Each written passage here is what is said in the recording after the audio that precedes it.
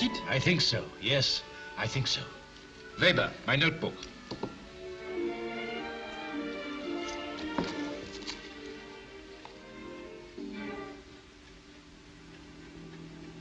What's the matter? I thought I heard someone outside. He's always hearing things since he got that message. What message? A message I do not quite understand. From whom? That's just it, I don't know. But you think it's from this mysterious rescuer, huh? I believe it came from him, yes.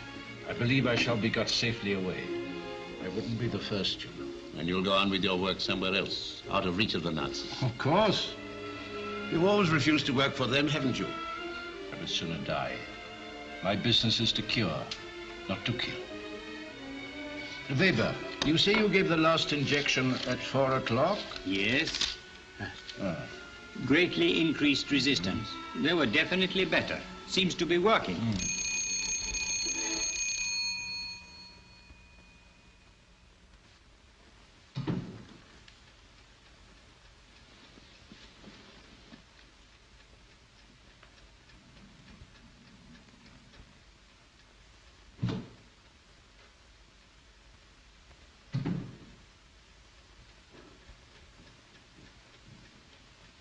There is a man outside. He told me to give you this note.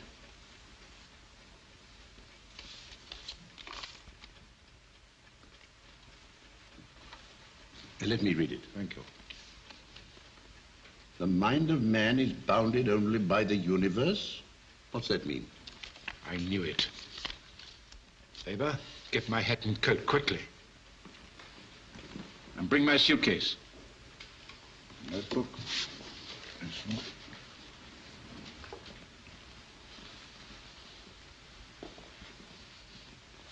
Please be careful. Please be careful. What have I to lose? Good luck, my friend. In my newspaper, Freedom, I shall tell proudly of a German whose brains could not be bought. Thank you, but I should not advise you. Oh, I am quite safe. I am a Pole. My country is not at war yet. Goodbye. Goodbye. Weber, see that they get better.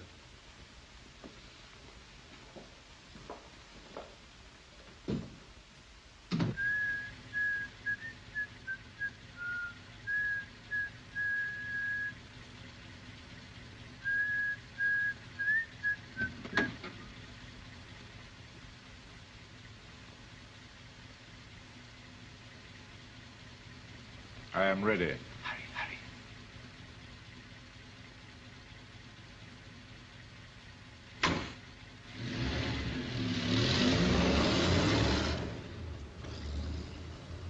I think he will be all right.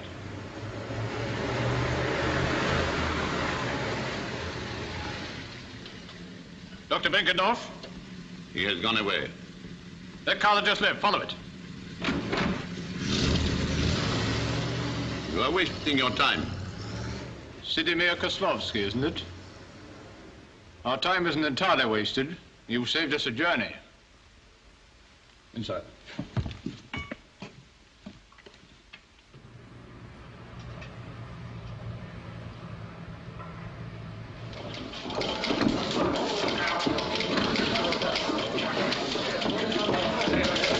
Get this, it's hot. Another big escape, just been pulled off. How's your reputation? There's your headline. Mystery man, hoodwinks me.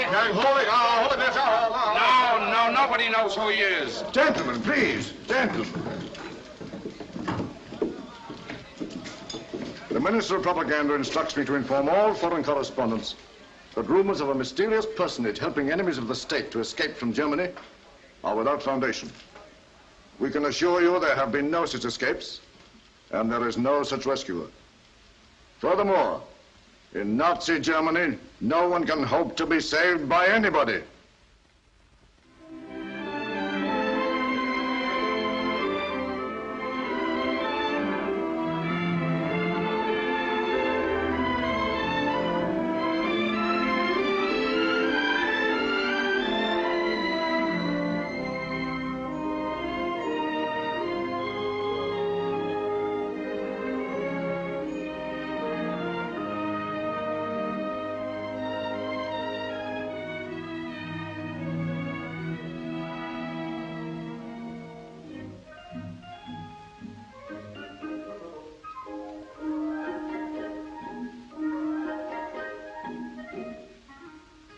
Jordan. Jordan. Yes, sir?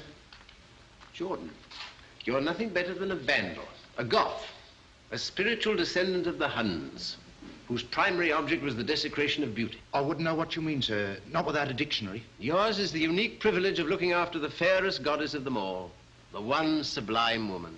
And how do you treat her? Look, man. Look. Sorry, sir. As a matter of fact, I'm very fond of Aphrodite, very fond. But there's so many of them. So many of them? Well, in a manner of speaking, there are, aren't there, sir? If there's only one woman like this, look at the symmetry, look at the grace, look at the dust, Jordan. Sorry, sir. I'll go and get my feather duster right away, sir. Fond of her. Look, girls, there's Juno. No, madam. Not Juno. Aphrodite Callipygos. Are you sure? Well, I ought to know. I discovered her. Really? She's just come out of her bath, and you see that towel she's holding in her hand. That is not a towel, madam. It is a heaton, a form of drapery. It looks like a towel. Very good. It's a towel to you. It's a heaton to me. She's the goddess of plenty. No, no, no, no. The goddess of love. Shh. Of lawful wedded love. She's a respectable goddess, girls. She's practically perfect, as you can see. And in the languishing eye and smiling lips, there is a boundless compassion for the folly and ignorance of a blind world. Very jolly. Yes, very jolly. Come along, girls. Professor, the college porter just called for you, sir. You're late. Late for what? Your lecture, sir. Oh, don't be ridiculous. My lecture is until Friday. But today is Friday, sir. Good heavens. How extraordinary. Well, what happened to Thursday? We had it yesterday, sir. Did we? Did we? Yes, sir.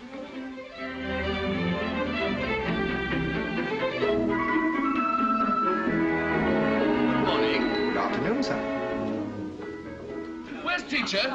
If he doesn't hurry, the lecture will be over before it starts. Well, I've sent the porter to write him out. Half an hour's nothing. He didn't turn up at all last week. Hey, look at that boy. That's beautiful. I think it's insulting being so late. Well, what do you expect, baby? Archaeologists are always 1,000 years behind the times. No, Mr. Maxwell, a mere matter of 35 minutes, which compels me to omit 2/3 of my lecture, for which no doubt you'll be duly grateful. I shall therefore content myself with merely giving you something to think about till our next meeting. The constitution of ancient Greece bears witness to both practical and spiritual influences. For example, every line of the Parthenon either returns to Mother Earth or slopes gently upwards to the heavens. What is that? That, sir? That's a dice. Dice? What's it doing here? It showed a regrettable tendency to return to Mother Earth. You'd better remove it. Yes, sir. Give it to me. Mr. Maxwell, I often wonder what persuaded you to join this class. My old man figured that a course of archaeology would sober me. He figured in vain. Anyhow, he was crazy my coming to England. That I can well understand. But to continue. Professor, could I have my dice, sir? To continue. In the Parthenon, we see the working of the spiritual influence, while in the dwelling houses of the Greeks, we find the practical, as emphasized by a strict division of the women's quarters from the men's, an arrangement which, in my view, proves the vast superiority of Greek civilization over our own. He's always making cracks at us. Greek women, moreover, were condemned to habitual seclusion, an admirable practice, which unfortunately is not followed in this university. Do you object to our presence here, Professor? Oh, I can't object. I can merely deplore it.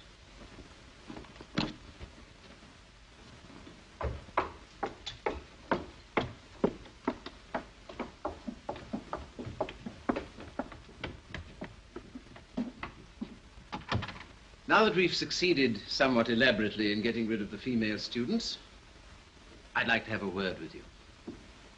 For some time past, I've been making excavations in Central Europe for the purpose of discovering traces of an Aryan civilization. Oh, I'm perfectly serious, gentlemen. It may surprise you to learn that the German government is most interested in the idea. Next week, the term comes to an end. Yes, Mr. Maxwell, it comes to an end. And in the vacation, I've decided that I might take a few archaeology students with me. How does the idea appeal to you? It appeals enormously to me, sir. And me, sir. I'd like to come, sir. So would I, sir, if the financial requirements can be kept within reasonable limits. I think I can guarantee that, Mr. McIntyre. That's 4. 4. Not a very flattering response. Would I be allowed to bring my young sister, sir? No, Mr. Elstead. I'm seeking to avoid the company of females in general and young sisters in particular. I assume you would not be interested, Mr. Maxwell? No, sir. I spend my vacations in the present, not the past. Good. Good. Professor, aren't we asking for trouble going to Germany at a time like this? Trouble? Well, I mean, I'd like to come too, but the jolly old balloon might go up at any moment, you know. Why, I hadn't thought of that. A rough house is just my meat. Mr. Maxwell, I've already accepted your refusal. I take it back, Prof. You can count me in. Oh, but I assure you... Now, Prof, you might need a few huskies. And I'm a whale at organization. You say the word and I'll run the whole outfit. Mr. Maxwell, one of the chief attractions of this expedition was the thought that for 3 whole months I wouldn't be seeing you. However... Now, that must remind me of something. Of course, crumpets for tea. Well, think it over, gentlemen. Those of you who want more information can come and see me in the morning. Good day. I'll be around with the whole thing scheduled after dinner. Come on, boys. That's brillig, and the slithy toes did gyre and gimble in the way. Astonishing. All mimsy. Ah, Professor. Good afternoon. Good afternoon. How are you, pray? Late for my crumpets, as a matter of fact, which, unlike wine, do not improve with keeping. Good day, sir. One moment. It may have escaped your memory that I am the dean of this college. Oh, so you are, sir. I'm so sorry. But you will hardly have forgotten Dr. Benkendorf. My goodness, the guinea pig. My old friend, how good it is to see you. Well, well, well, it must be nearly 20 years. All of that, I am afraid. Ah, this is wonderful. How are the experiments coming along? I tell you what, you must come round to my rooms after hall and we'll talk the clock around. May I remind you that the doctor is my guest? No, no, no, no. You're both of you my guests. Come along. Well, goodbye. Extraordinary fellow.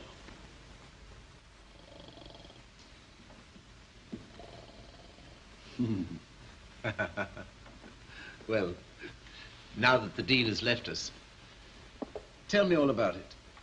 The serum was a success, eh? I left before I had the final proof. Well, that was too bad. On the other hand, I still have my life. It's hard to believe conditions are as bad as you say. Worse, my friend. My escape was a miracle. So it seems. I very much regret I am unable to thank my rescuer. By the way, who was he?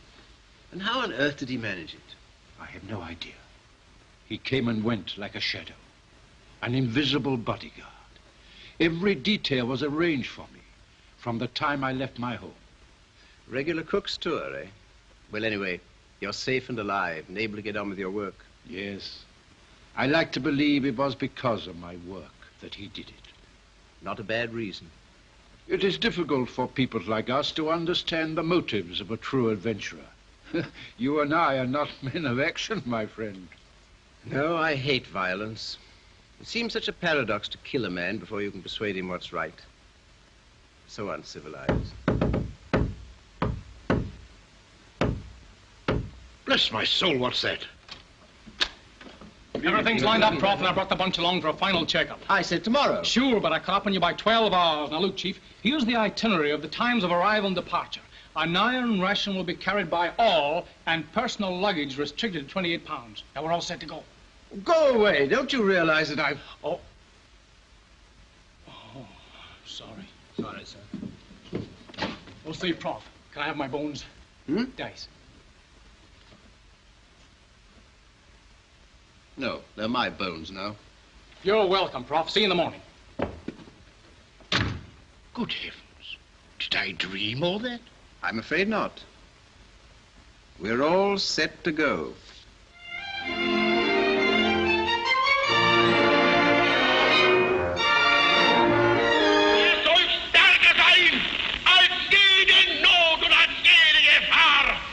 Und wenn dieser Wille stärker ist als Not und Gefahr, dann wird er Not und Gefahr eins brechen.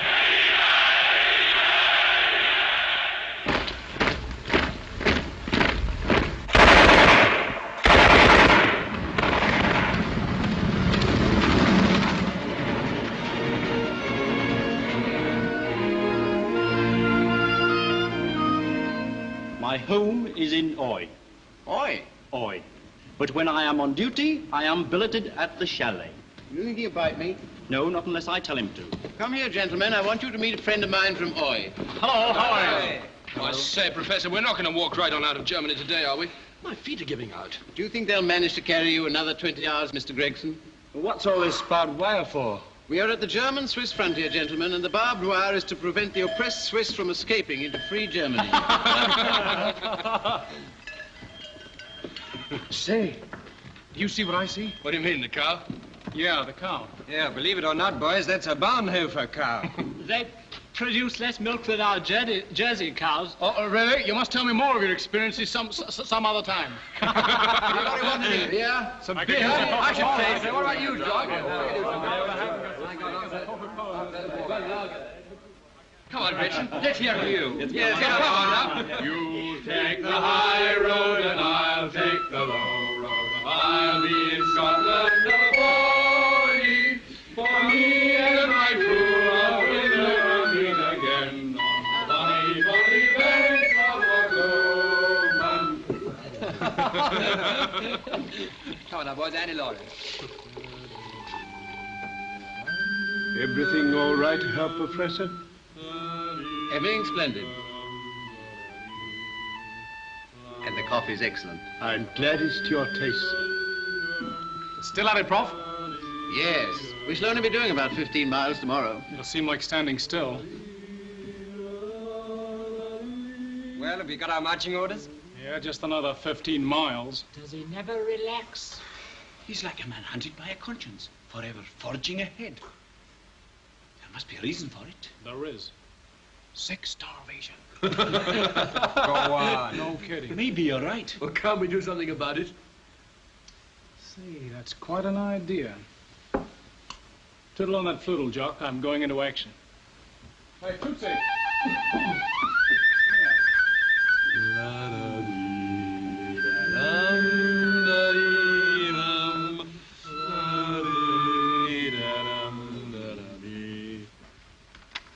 Now, gentlemen, since you're all in such magnificent spirits, I've decided to alter slightly tomorrow's itinerary. It will now be 20 miles. 20 miles? But that's We make it 19 miles.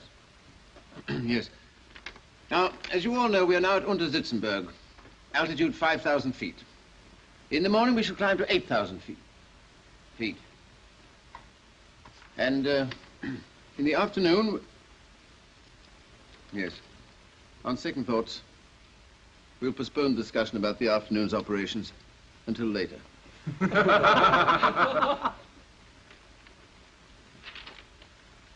And so, gentlemen, to bed. The call tomorrow morning is 5:30 a.m. Hello, Cal. Hello, Hans. Hello, Hans. Have some coffee. No, I want to go to bed. Now, take it easy, Admiral. I never shave in the evening.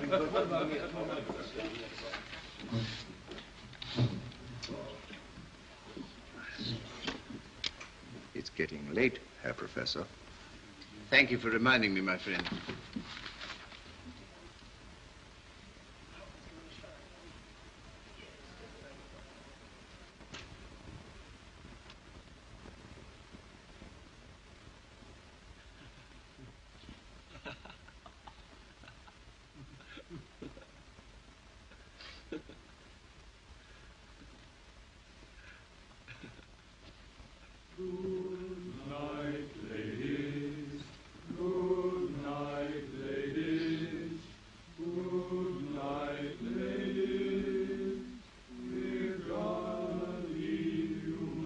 Silence. Go to sleep. Good night. Good night, sir. Good night, sir. Good night, sir.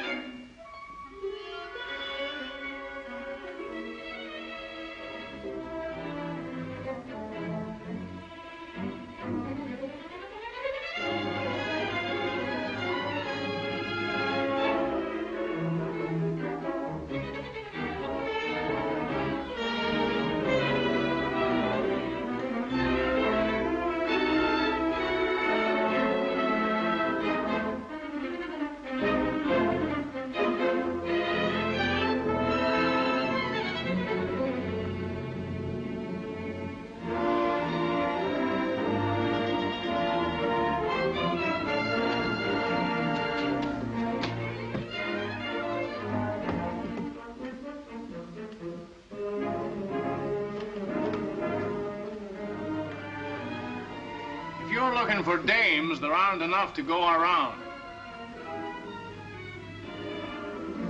Come. What do we say? Yes, come.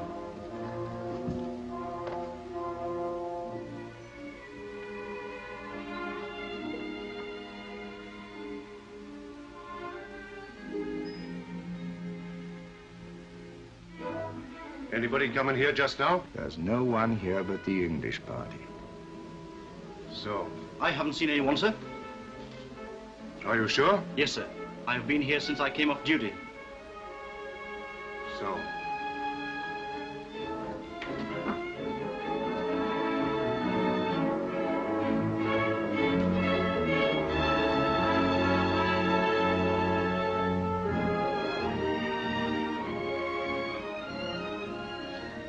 Well, he's in Switzerland by now.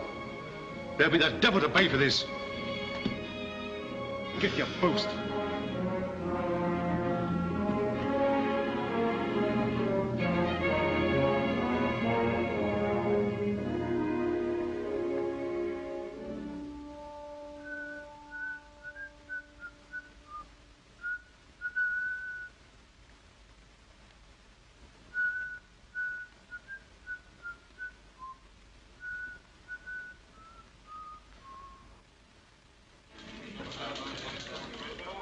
You don't expect me to believe that nonsense? Yes, I do. It couldn't be the same man. It might be. It couldn't be. Here, here, here, here, here. He couldn't be everywhere. He could. And last night here on the Swiss frontier. Let's go and see how the reports are coming in. Right. What's the latest about Plunker? Oh, a message from Breslau. No information regarding identity of unknown man who assisted in Karl Plunker's escape. There's still no news of this fellow. Means trouble for someone. Any news? Message from Hamburg. No information regarding identity of unknown man who prevented the execution of Joseph Fiatz. Breslau, Hamburg, Belgian frontier, French frontier. All the same, no news. Plunker seems to have got away. Over the Swiss border, same as Joseph's in Blumenfeld. Schinkenherz went through Holland. But it's this damn shadow that Graum's after, if we can believe in it. Well, I do. You call this thing a report? What is the use, Herr Commandant, of the Gestapo arresting enemies of the Reich if you permit them to escape? Every precaution was taken. That's no excuse for your conduct. We are answerable for our conduct to General von Graum, not to his assistant. Kindly have my report delivered.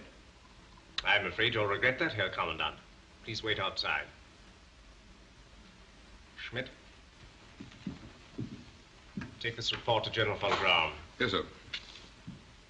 Oh, don't you think... At once. Yes, sir.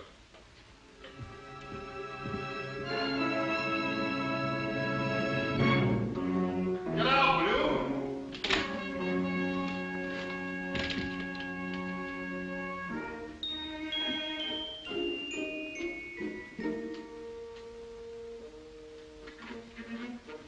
Oh, Hoffman. Yes?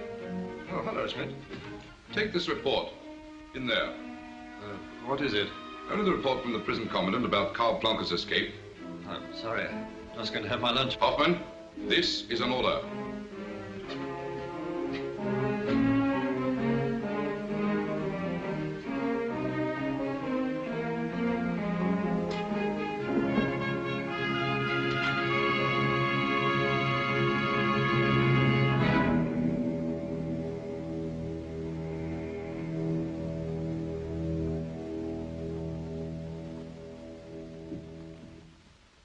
Herr Reich Minister.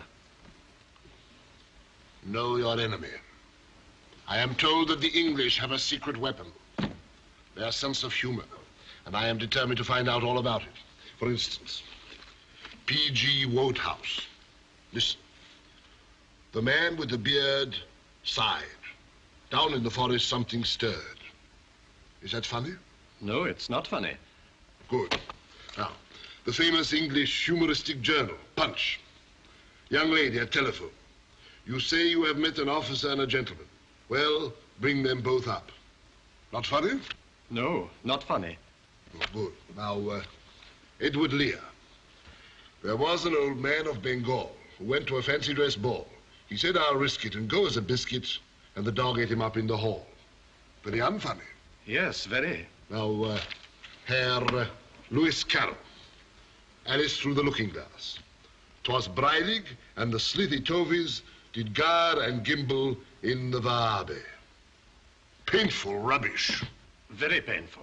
No, I have come to the conclusion that the English sense of humor is a myth. They have no sense of humor, and therefore they have no secret weapon. The whole thing is a complete bluff. Yes, yes. Ah, but wait. When I am Gauleiter of London, I shall see to it that there is no talk of sense of humor. Oh, you will, Herr Reichsminister. Well, what is this? The report on the escape of Karl Planck. Ah.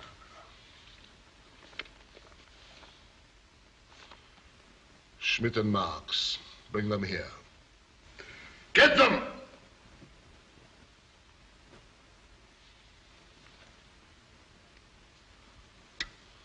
I shall see the prisoner Kozlovsky in 3 minutes.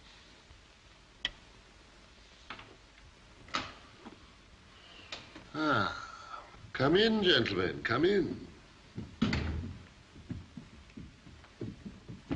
Incompetent clowns. You have read this report? I have, sir. I told the prison commandant what to expect. You did, eh? The frontiers are watched, all foreigners questioned. It won't be long before we get the man who arranged these escapes. Oh, then you have his description? Hardly, sir. No. And it never occurred to you to question the one man who could give it to you? Who, sir? Send in Sidimir Kozlovsky. Of course. Just so. A more impatient man might resent having to supply all the brains in his department. Prisoner Kozlovsky. Ah, just the man we want to see.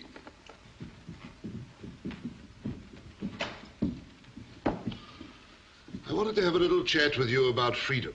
Oh, not the paper you edit, but your own personal freedom. Well? At our last interview, I asked you to let me have a list of the persons who have contributed matter to your paper contrary to the interests of the Reich. You did? Well, suppose we forget that. It'll save you a lot of disappointment. And suppose you answer me a much simpler question. In return for what? Ticket to Warsaw, the freedom of your own country while it exists.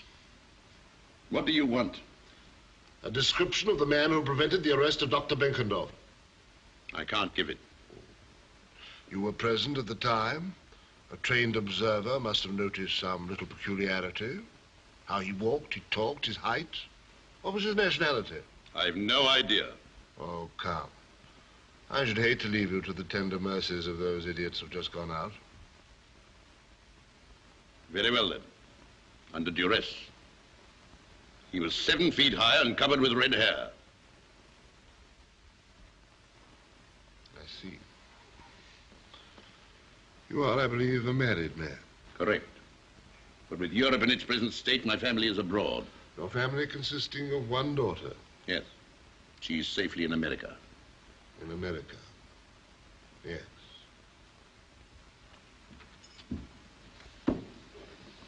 Thank you.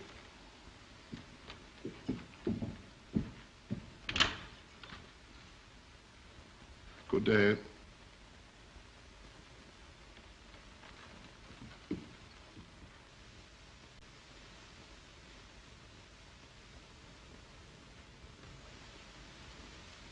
Is it the real thing, sir? No, Mr. Gregson, I'm afraid it's just a flint from one of Mr. Hitler's new roads. That'll for you, Prof. Oh, thank you. I'm very sorry, Mr. Gregson. Well, look at that. Oh, that's very pretty. An invitation from our embassy in Berlin. Berlin? Oh, that seems an awful long way away. Wait a minute. Don't tell me you've forgotten we're all set for Berlin tomorrow morning. Are we? Sure. What time are we leaving? 9:52. Oh, a.m.? A.M., and I'm going to write it down. 9:52. Now, it's right here in your pocket. Thank you, thank you. Well, gentlemen, I shall see you on the train. 9:58. Two. But where are you going tonight, sir? Aren't you going to stay here? Probably. Probably. Thank you. Don't worry about me. You know, some guys should go around in a lead.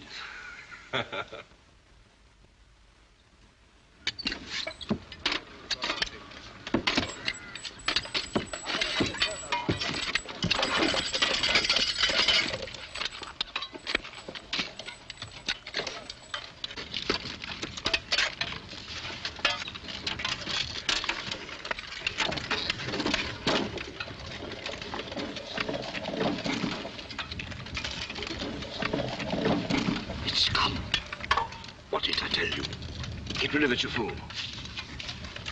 What are you doing, you two? Nothing. You were looking at something. I was only looking at his hands. Why? Because they're the hands of the world's greatest pianist. Well, who wants to look at the dirty hand of a dirty loafer? I shall report you for this. Name? Meyer. Karl Meyer. Get on with your work, or you'll have a taste of this.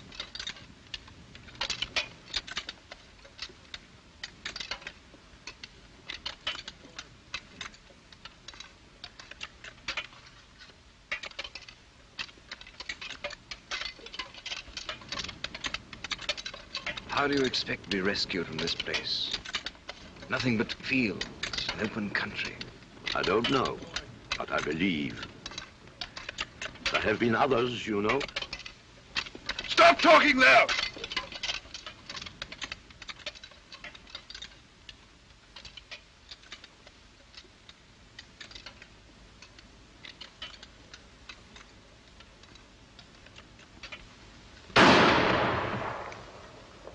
Next time there's any trouble, it'll be one of you scarecrows.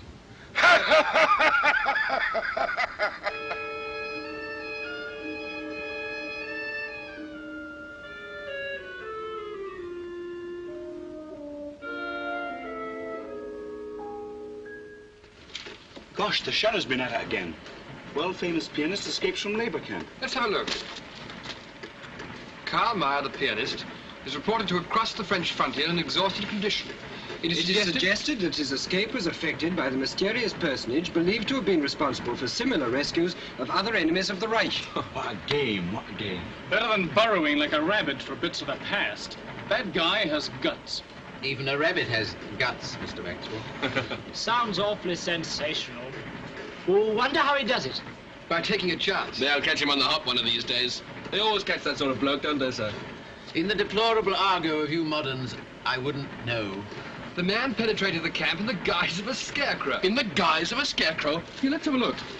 Guise of a scarecrow. He was undoubtedly wounded, for a ragged coat with a blood-soaked sleeve was picked up when the escape was effected. Blood-soaked sleeve. Very melodramatic.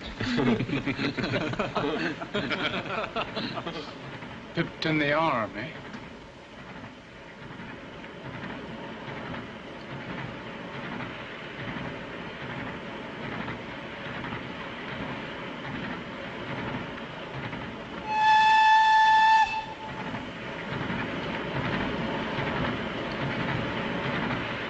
I wouldn't pay too much attention to newspaper reports, gentlemen.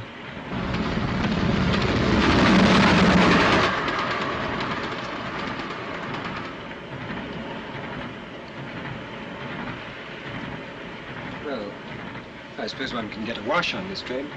Yes. Yes, that's a good idea. I think I'll have a wash too. Okay, wash. My hands are perfectly clean. What on earth's the matter with you, Captain?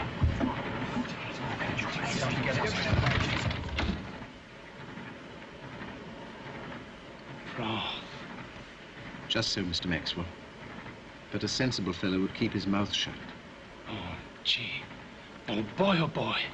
Well, kick me from here to Christmas. Apart from the wearisomeness of such an undertaking, I'm the one who should be kicked. For the not unnatural mistake of underestimating your intelligence. But how did you get into the racket? Trouble was to keep out of it. You see, when a man holds the view that progress and civilization depend in every age upon the hands and brains of a few exceptional spirits, it's rather hard to stand by and see them destroyed. But how did you get away with it? You, of all people. Mr. Maxwell, I'm not a spectacular person. In fact, a natural capacity for melting into the landscape has suddenly proved very useful. I guess you're one of the greatest guys in creation. That, Mr. Maxwell, is a gross overstatement. Actually, I'm a singularly weak person who invariably gives way to his impulses. Fellas, come back here. On all fours.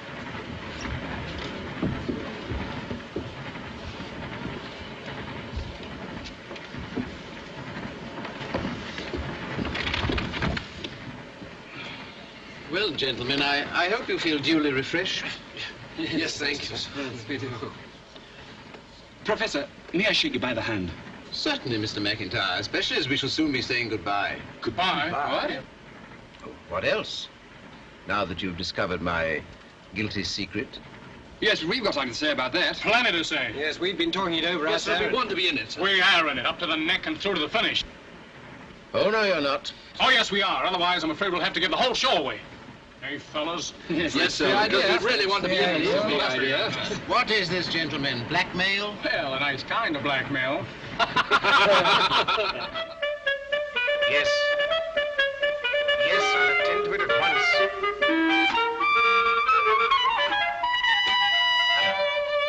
Hello.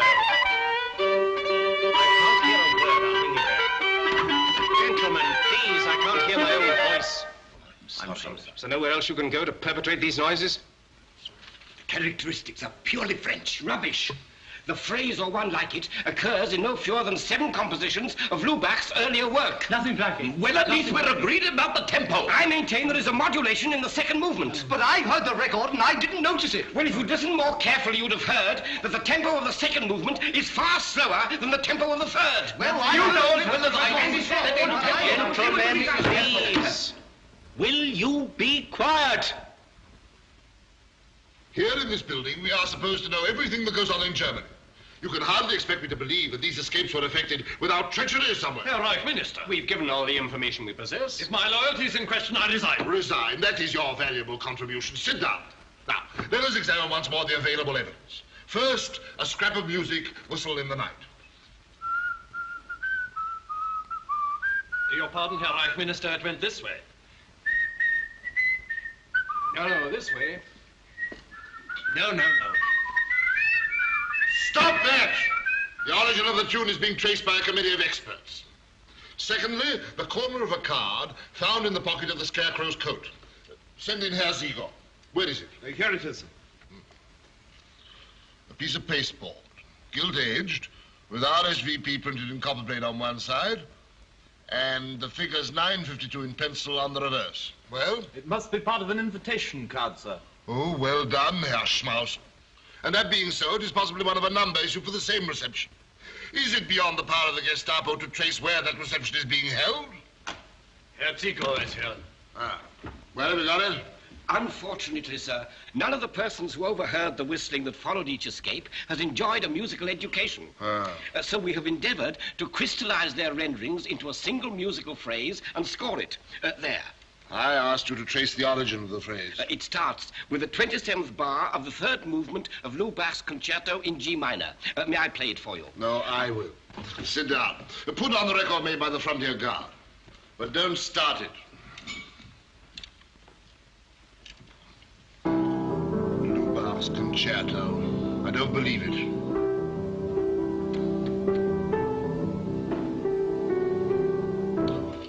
Put on the record.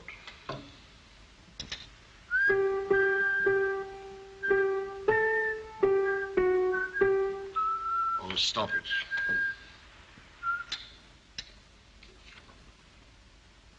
Well, here at last we have something. Come over here, all of you. You see? Identical. Absolutely identical. The British Embassy reception. That means he must be English. Does it? How interesting. Then the fact that I, too, have received an invitation means that I must be English. Thank you, gentlemen, for your invaluable help. You may all go. And you.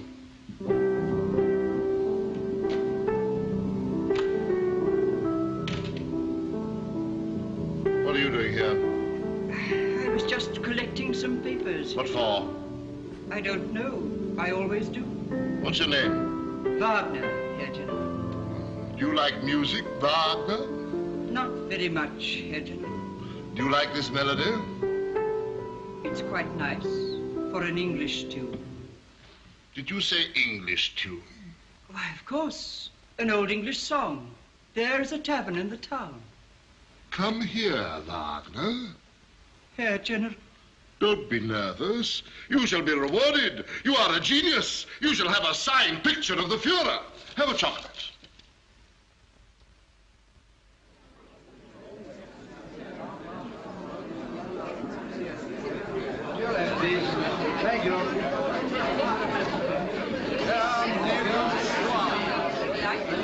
His Excellency the Peruvian Minister, Madam Gordia. Lord and Lady Grabby. How do you do, sir? How are you, my dear? The ambassador not here? No, he had to fly to London. Oh, things as bad as that, eh? Well, hope springs eternal, eh? Herr Reich Minister General von Graum. My felicitation. I'm so glad you were able to come. I never miss an opportunity of cementing the friendship between Britain and the Rhine. Oh, it was very happily put. I hope you will be able to come to the Nuremberg rally. Yes, I hope so. What is in honor of this year? Peace. Captain and Madame Leroy.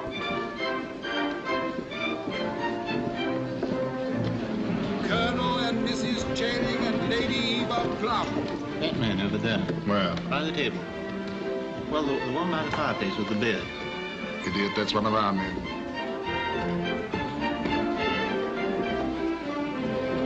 The Right Honourable the Earl of Meadowbrook. Hello, Bussy. What have you been doing? Absolutely nothing. My dear fellow, you mustn't overdo it. I know.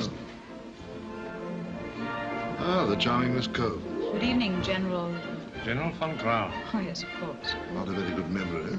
Nervous? Not in the least. Well, you know what you're looking for. I have my own idea. A typical English guards officer, man about town. Or perhaps the explorer type. Strong, silent, resolute. Guards officer, man about town, explorer. Perhaps that man there. Or there. Or there. No, I'm afraid that's not the type I'm looking for. No? No. I'm looking for brain, not brawn. As you will. Anyhow, all I can tell you is that the man we want will be here tonight. See what you can do. Don't forget the General's name again, will you? Thank you, sir. Sir Roger and Lady Tadworth. Your card, please, sir. Thank you. This way, please. Thank you, sir.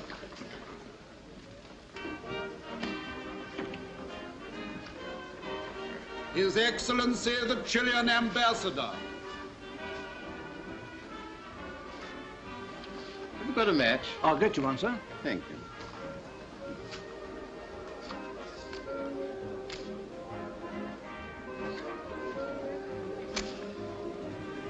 Senor and Senorita Goya.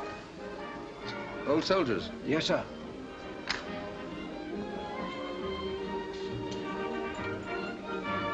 Sorry, I'm sorry. Professor Horatio Smith.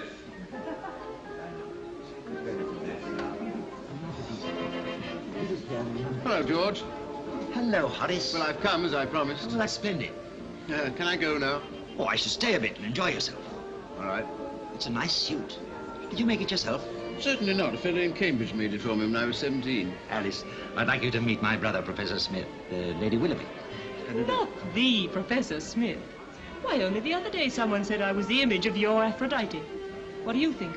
Well, it's rather hard to judge, you see. I only know my Aphrodite in the nude. Horace, I don't know whether these details of your private life... Yes, well, to the pure, all things are pure.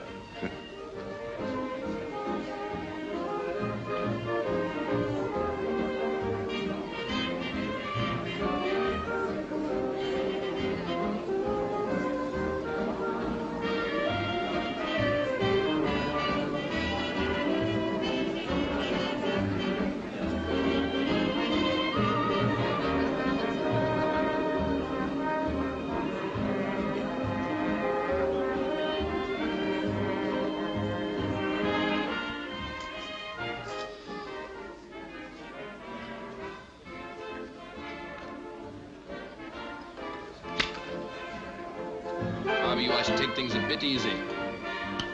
It's all right. My head's like iron. In more ways than one, believe me. See, there's the prop. And it looks like he wants me. You mean us? Who was that? I've no idea. He's here. How do you know? I've just been upstairs and... Have you noticed that, sir? I do my best not to, Mr. Gregson. I'll bet she's got a headache holding that up. Yes, let that serve as a reminder to you, gentlemen, that the rendezvous is 11:30 at Vorax. And I think I know who he is. Oh, do you? I don't speak until I'm certain. But I thought you said there were half a dozen cards with their corners torn off. Yes, but only one that will exactly fit the one that I have here.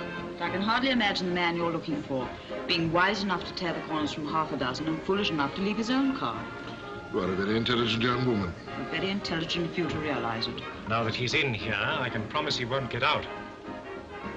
I haven't any complaints. The champagne's not too hot. In fact, it's lukewarm. What do you expect, baby? It's free. See Naples and die. Boy, do you see what I see? Now's your chance. You can do things artistically. There's a different approach to each type. Watch me.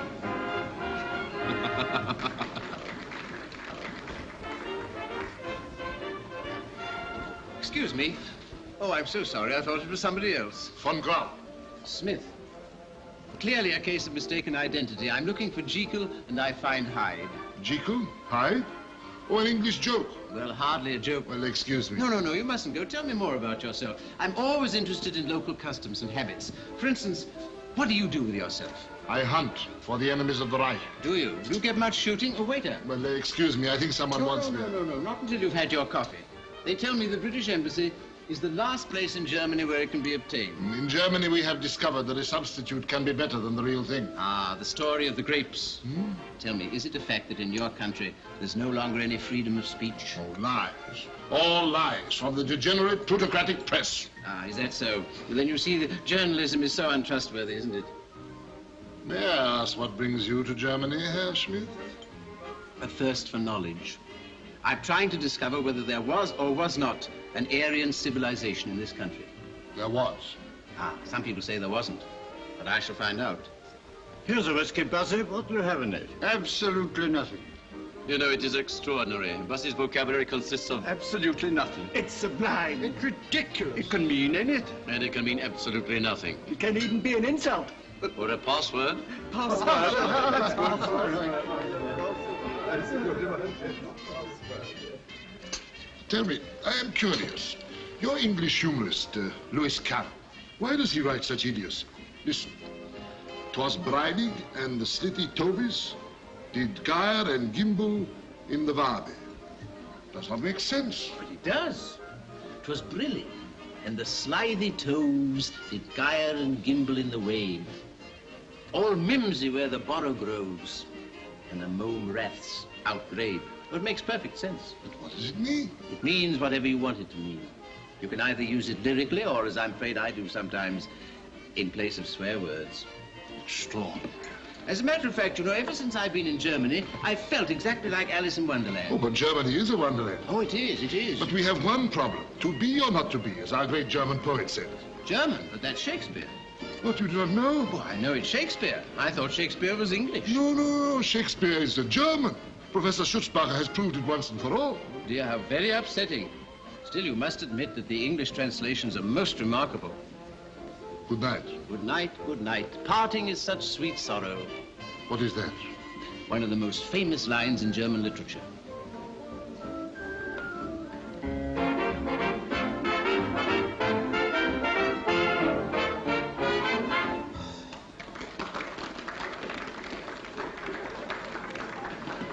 You haven't even told me your name. It's Ludmilla. What a lullaby. Millie for short? No, Lucinka. Have you noticed the music stopped?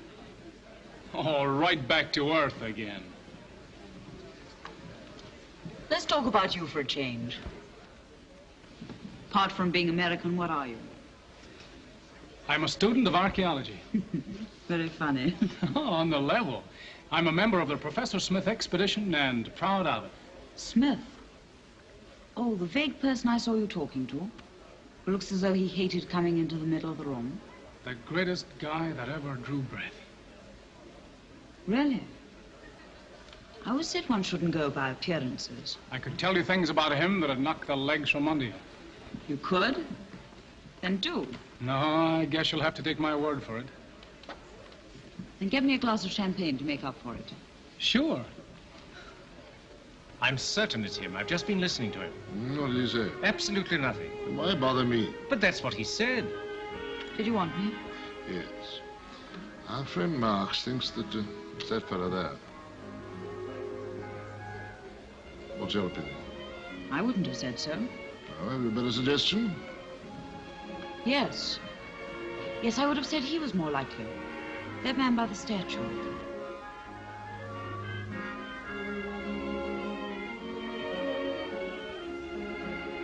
You can't be serious.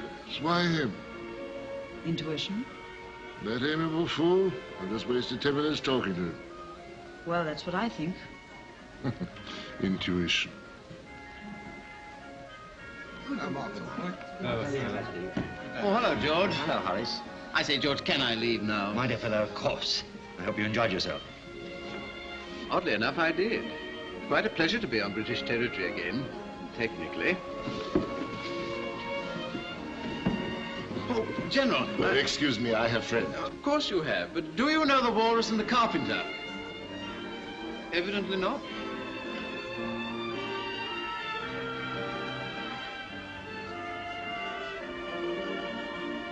In America, they regard German propaganda stories as jokes. They are mistaken. In Germany, we never joke. Oh, here's that terrible fellow who's been haunting me all evening. He's following me about like a shadow. Excuse me. Well, what do you want now? I want to arrest that man. Who? The man they call Bussy, the Earl of Meadowbrook. Here in the British Embassy. Don't be a fool. All the same, I want... What are you doing with those? Absolutely nothing. Lovely trees. A Midsummer Night's Dream. Oh, I beg your pardon? It's quite all right. Now, I know a balcony where there isn't so much traffic. I find it quite pleasant here. I've been looking for you all over the place. The professor's just leaving. He would. Well, oughtn't we to be going too? Scramble, yeah. My instructions are that I'm not to let you out of my sight. Oh, have a heart, please. Stick around someplace. All right. I'll wait for you on the staircase. Another party? Oh, just getting together with the rest of the gang at a beer cellar. And of course there wouldn't be any balconies in a beer cellar. Well, no. That is, it'd be swell if you could come, you know, but it's just a dump. I don't think you'd like it. I bet it couldn't be any worse than Smoky Joe's on 6th Avenue. Say, do you know Smoky Joe's? Yes. Don't let it go any further. Come on, this has got to be another party. Shall I take your hat, sir? Thank you. Well. Still at liberty, and they say the age of miracles is past. Well, you put on weight, Horatio.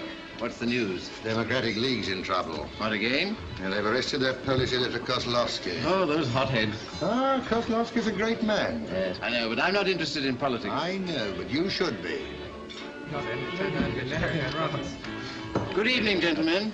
Oh, good evening, sir. What was the party like, sir? It was very instructive, Mr. Spencer. What'll you have? I think I'll have a Pilsner.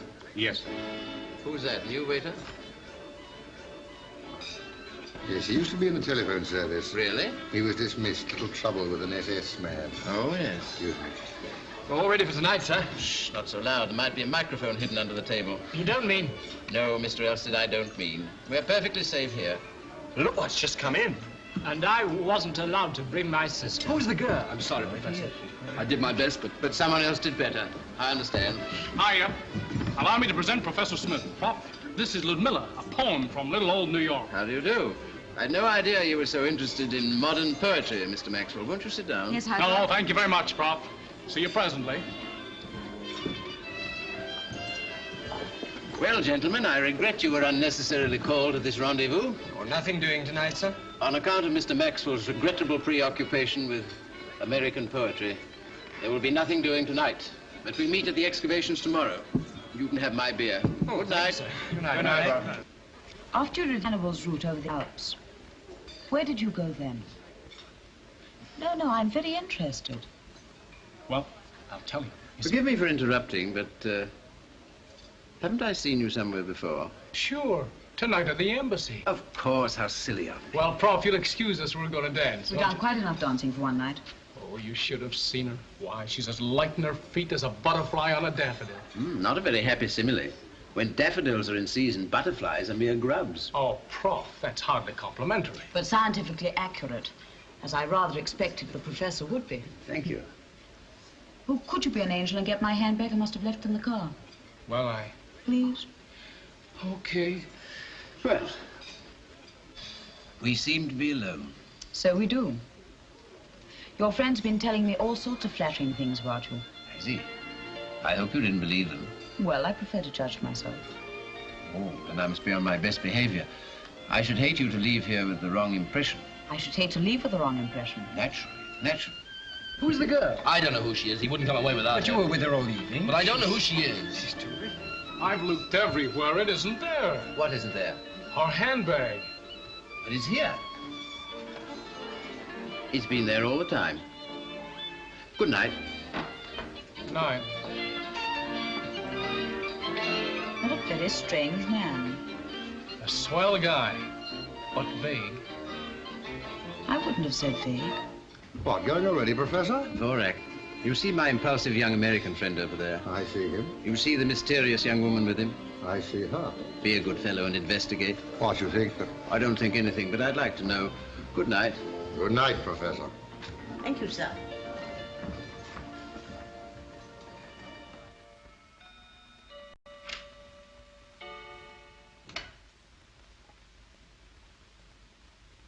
I think you've made a mistake. This is my room. Aren't you being rather unwise?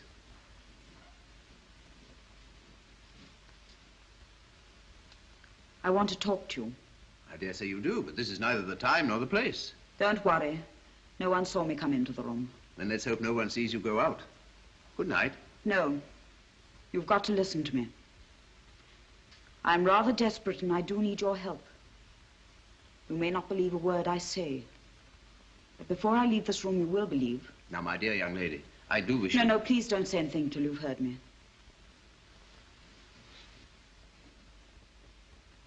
Do you know of a Polish paper called Freedom? I'm familiar with it, yes.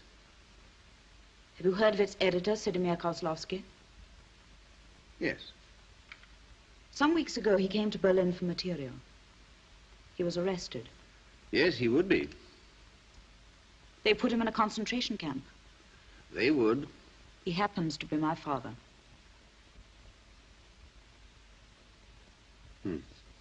I received a cable in New York, which I believed was from him, begging me to come at once. It wasn't from him, it was from the Gestapo. They had been trying to force him to give the names of his German associates, but he wouldn't speak. Nothing they could do would make him speak. So they hit on the idea of getting me over to persuade him. And did you? You don't know my father. He's fearless, unshakable. No two people were ever closer than he and I. He filled my life with love and tenderness. He's wonderful. That's why I don't care what I do to earn his freedom. There's nothing, nobody I wouldn't sacrifice for that. I think he's worth it. Yeah, he must be. He is. So I made a bargain with Graham. He promised to let my father go if I helped him find the man who's been responsible for all these escapes. And have you? Yes. But I don't want to be forced to give him away. Why not? Because I admire what he's doing. Why are you telling me all this? You are that man. What dreadful nonsense you do talk. I guessed at the moment I saw you. And the admiration of that boy David convinced me. You and your party were near the frontier post when Karl Plunke escaped. Your diggings were only a few miles from a concentration camp where a scarecrow came to life. You are that man, I know it. Aren't you? Tell me. Well, won't that be enough for tonight? Tell me. I know you're quite harmless, but please, please go. Before I go, you've got to choose.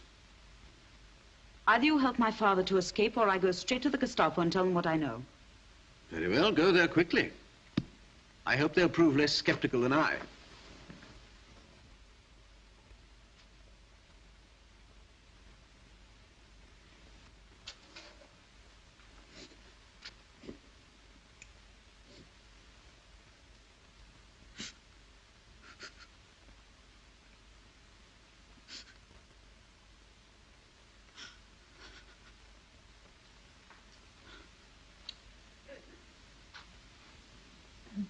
on earth are you crying for? What have I done? You brought this all on yourself. I didn't ask you to come here. I'm horrified at the idea of a strange woman in my rooms. And a woman in tears at that. Or are they tears?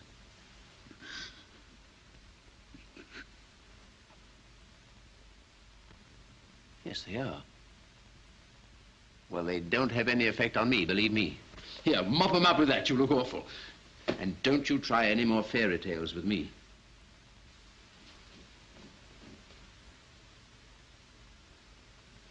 Here, you've forgotten your...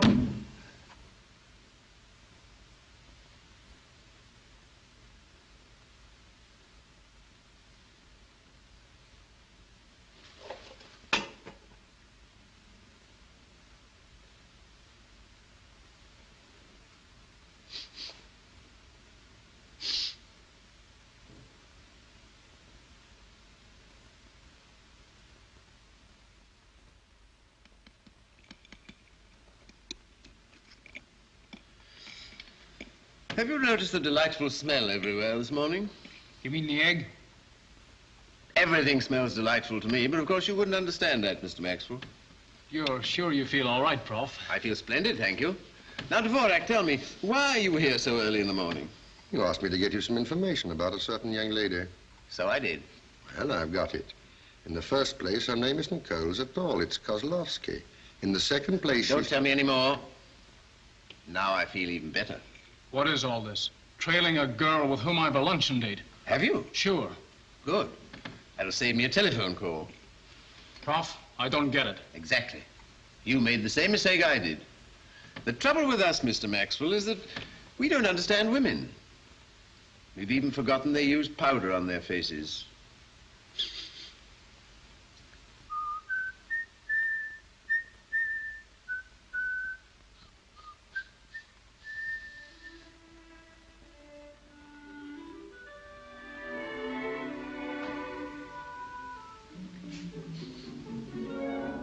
Monsieur.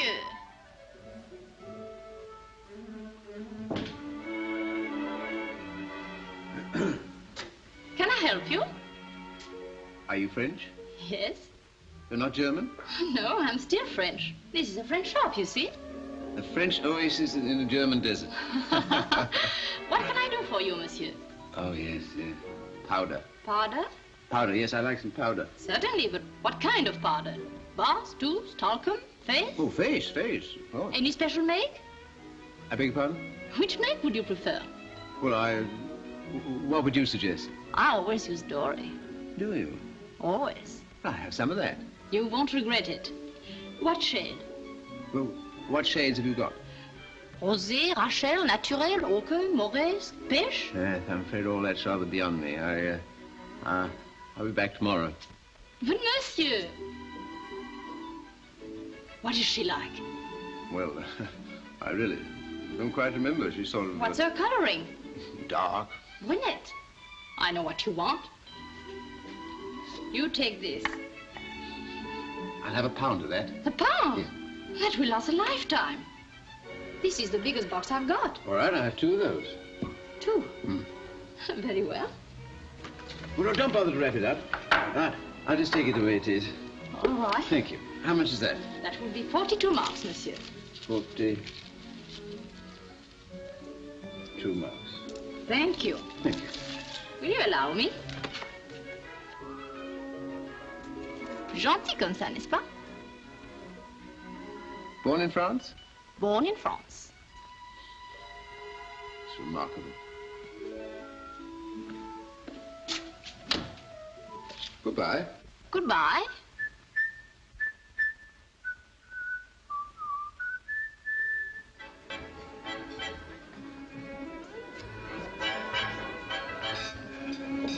Hello, Prof. Been to a wedding? Good morning, Mr. Maxwell. Good morning. I hope you'll forgive me for having invited myself to luncheon. Certainly, if I knew why you had. Yours, I believe. What's this? Your handbag. Thank you. Yes, I would have run after you last night, but unfortunately everything fell and scattered all over the place. I reached home before I realized I'd left it behind. Say, when did all this happen? As a matter of fact, your powder was spilled too, and I bought you some to make up for it. You needn't have bothered. Oh, there's no bother at all there. Oh, say, my favorite shade. How did you know? Intuition. Yeah, what's going on? First you're darn rude to each other, now look at this. Well, now to business. Where's the menu? By the way, whose luncheon is this? Mine. No, it's not. It's mine. So's the bill. Mr. Maxwell, if you heard that a very remarkable man had been imprisoned by the Nazis, what would you do? My damnedest to get him out. Now, isn't that amazing? Every now and then, he and I have exactly the same idea. Could I have some water, please? Certainly not. Borak, some champagne. What kind of champagne? Oh, dash it, I've had this conversation before. Any kind. Rachel, Naturel, the best you have, only hurry. I don't know what to say to you.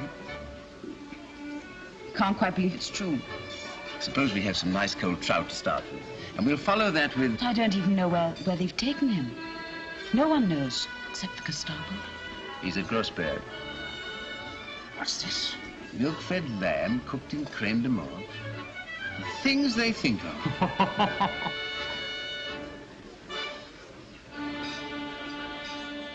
She's been watched every minute.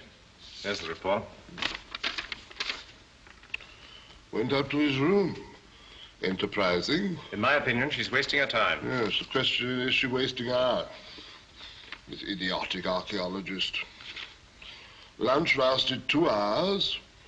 Conversation appeared friendly and animated. He presented her with a box of powder. How gallant. How helpful love is. I don't know what the Gestapo would do without it. This is all nonsense. All right, show her in.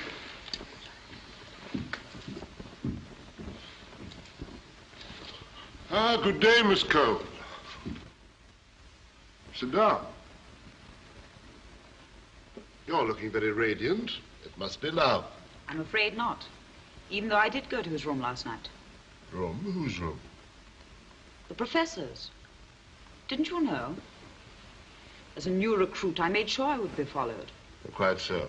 But we like to get our news at first hand. Very well. Here it is at first hand. You were right and I was wrong. That professor's crazy. And so was I to think that he's your famous rescuer. So much for your intuition, eh? I made a mistake. And I'm afraid I made rather a fool of myself. Oh, well, Rome wasn't built in a day, even by Mussolini. And secret agents aren't made in a night. You did your best. And our bargain still stands? Oh, but of course. I've given you my word as a party member. Isn't that enough? More than enough. You shall have another assignment. There are several persons I suspect. You're very kind. Be kinder still and tell me something. How is my father? Well, I'll find out for you. Let me see, he's at... At Grossberg. Of course. Bring in the Kozlovsky file. Would you like to see your father? More than anything. You don't mean it. That wasn't in our bargain. I wanted to give you a little encouragement. I'd be so grateful if you would. Thank you. He appears to be in excellent health. Is he? Oh, a transfer order. He's being moved to a more comfortable camp. Will I be able to see him there? Well, I don't see why not. Excuse me. Hello? All right.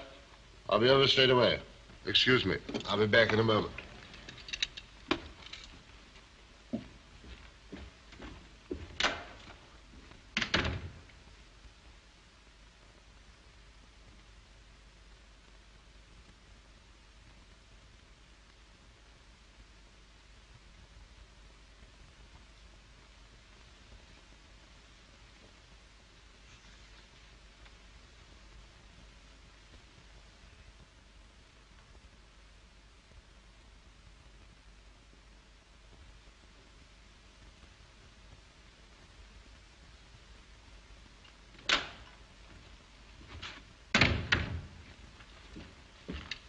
Well, my dear young lady, I'm very busy at the moment, but I'll be sending for you again shortly, and I hope you and your father will be together again very soon.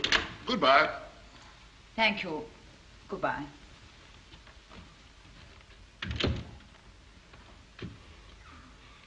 Marx!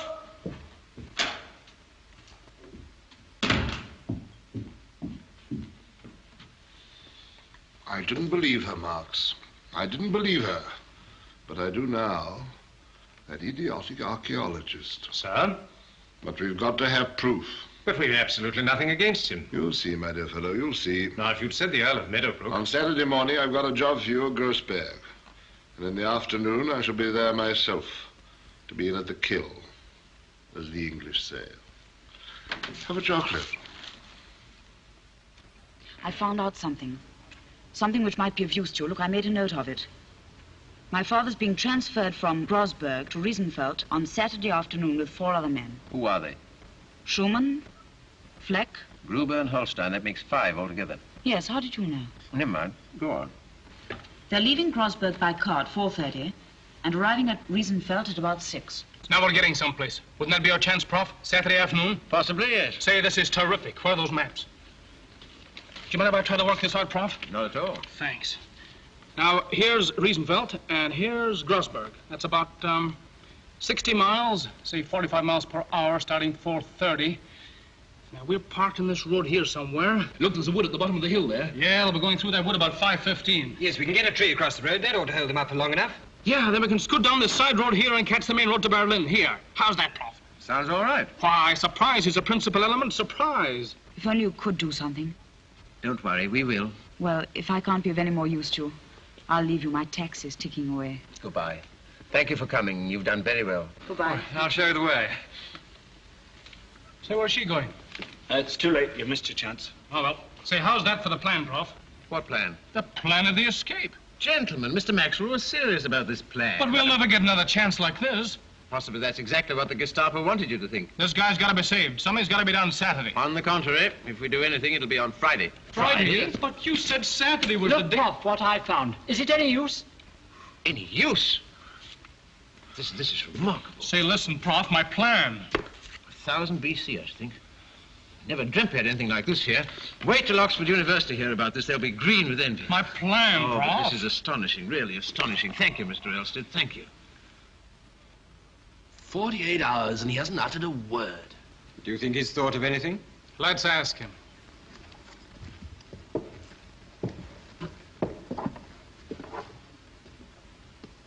Say, Prof, I hate to interrupt the seance, but have you thought of anything yet? Thought of anything? That guy Kozlovsky's got to be rescued. Oh, yes, of course. That guy Kozlovsky's got to be rescued on Friday. And 4 other guys with him. What, all 5 of them? Well, of course. Jeepers, creepers. As a matter of fact, I have thought of something. Yeah? Yes. Have any of you gentlemen ever considered journalism as a profession? Hey, listen. No. You listen.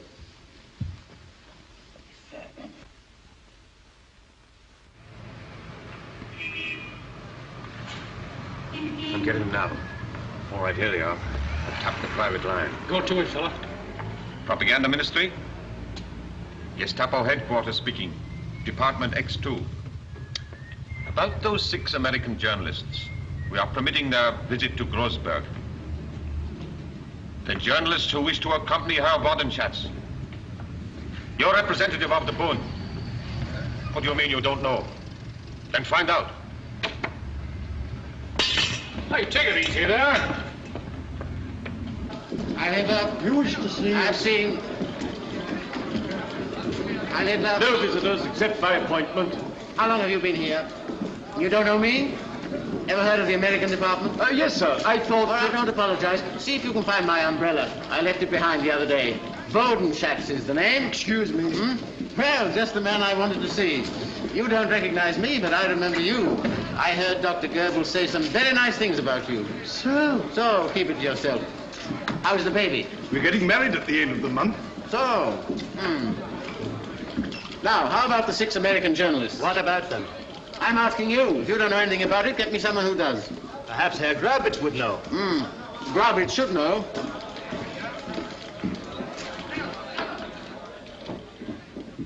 Now look here, Herr Grobitz. Do you know anything of 6 American journalists? No. Yes. Smells was just asking me. There was a message from the Gestapo. Who's the head of the department? Oh, Herr Steinhoff, but he wouldn't know. Where's he? Here. Now look here, Steinhoff. Where are the permits for the 6 American journalists? Permits? Yeah, don't you say Heil Hitler anymore? Heil Hitler. Heil Hitler. I don't think I know you. Now, what do you know? Have you ever heard of America? Yes. Good. Then where are the permits? But I want... Now, listen. I'm Bodenschatz, the man who got the Nazi Party those nice headlines in America where they don't like you. I'm the man who put the Nazi American Bund on the map, and you've never even heard of me. Let this be a lesson to you, gentlemen. But... No, let me speak. I've come all the way from New York to correct your blunders with the American correspondents. I spent 2 whole weeks with them, trying to nurse them into a better humor. This afternoon, I was taking them to the Grossberg camp so they could cable the United States and tell them not to believe those stories they hear about the German concentration camps. You've got to spoil everything. I asked for permits and you haven't got any permits. No one told me anything about this. The Gestapo did telephone. Oh, so now you're deliberately obstructing the Gestapo. That'd be the last thing I'd do. Perhaps if you came back tomorrow... Tomorrow? Do you want me to keep the representatives of 6 of the biggest newspapers in America waiting outside this building until tomorrow? Unless I get those permits in 2 minutes, you'll be responsible. I'll be responsible. Right. I know what I'll do. Get me Dr. Goebbels. No, Herr Werdenschaft. I'll find the permits. Well, find them. There are some here, sir. That's better. Now you can fill them up as we go. As we go? Certainly. Didn't I say you were coming with us? No, I haven't. But oh, this is too much. Please get me Dr. Goebbels. No, I can finish the work at home. Yeah, that's right. Now, we've been waiting long enough. Come along. Come along. You know, the trouble with you propaganda boys, you get so used to telling lies, you don't recognize the truth when you hear it. But orders are orders. I'll let that. You know, Grobitz, you're a smart boy. Thank you, sir. Yes, you can do something for me. Ring up the Grossberg camp and tell them we're on the way. Have them prepare everything in the usual Ministry of Propaganda style. And remember, America is a soft-hearted democracy. You get me? Leave that to me, Herr Wurdenschatz. Your umbrella, sir. Oh, umbrella. Thank you. Dirty boots.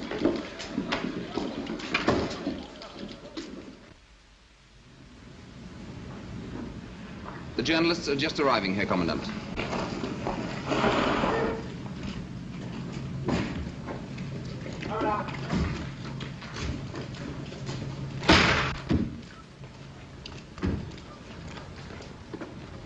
I'm Hitler. Heil Hitler. I'm Steinhoff of the Ministry of Propaganda. This is Herr Wurdenschatz, the Nazi American Bund. I am honored. Heil Hitler. Allow me to present to you the Chicago Tribune, Baltimore Sun, New York Herald Tribune, Boston Transcript, Philadelphia Public Ledger, and the Scripps Howard Syndicate. 350 newspapers throughout America. Colossal. 349. I beg your pardon. I love accuracy. Welcome, gentlemen. Let me show you around our little camp. You will see how happy everybody is.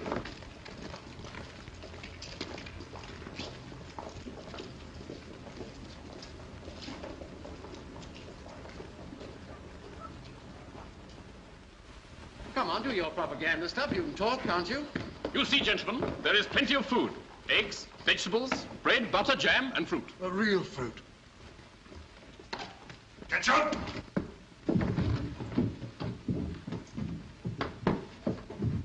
Is everybody happy? Yes, sir. Everybody's happy. The eggs were fresh for breakfast? Yes, sir. The eggs were fresh. For breakfast. Good.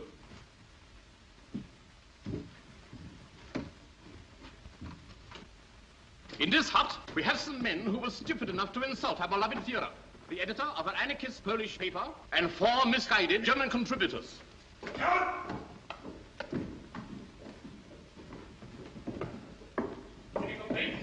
Yes.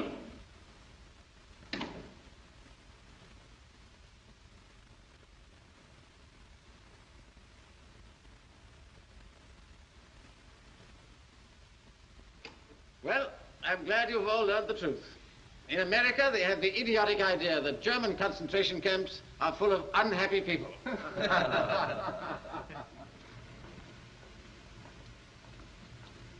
And the truth is, the American people only pretend to be democratic.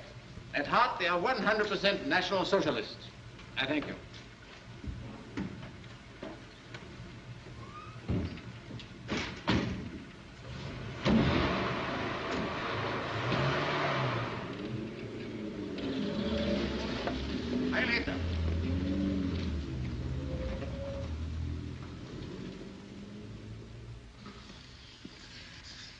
Well, goodbye, Wodenschatz.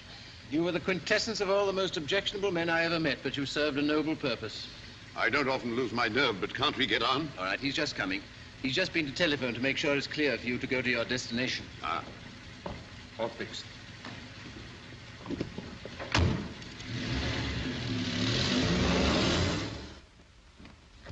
Halt! Left turn! All ready for visiting room, sir? I'm ready. Carry on, Sergeant. Left turn! March! Visiting rounds. Get up! What are they doing down there? Stir them up, Sergeant. Get up!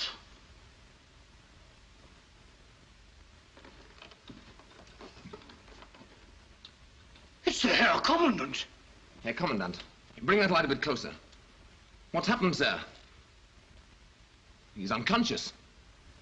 Someone must have hit him on the head. Herr Commandant. Herr Commandant. Why didn't you know about this, you fool? Oh, gee. Oh, boy. My head's like the inside of a beehive. Oh. Talk about pile drivers.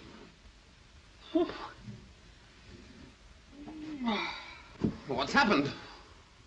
Journalists slugged by guerrillas. American flag insulted. Where's that phony Bodenschatz? He started it. Alarm bell. Turn out the guard. Telephone Berlin.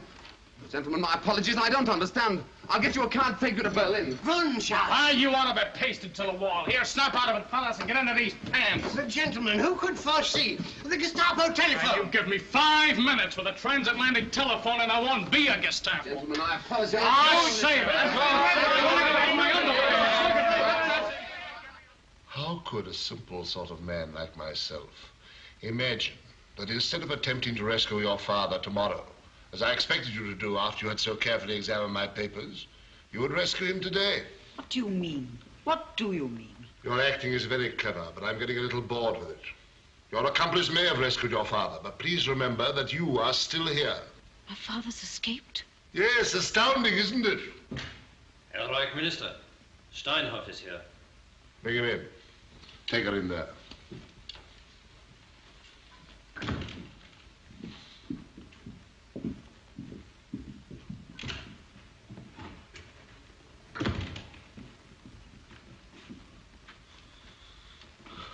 Good evening.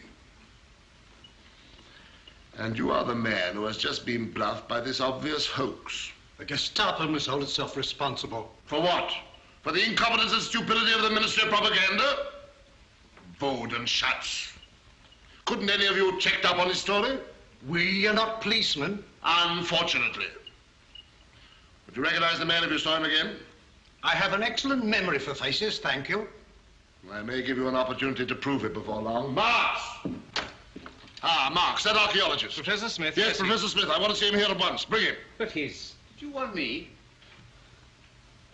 Did you want to see me? Yes. That's odd, because I wanted to see you. Come in here.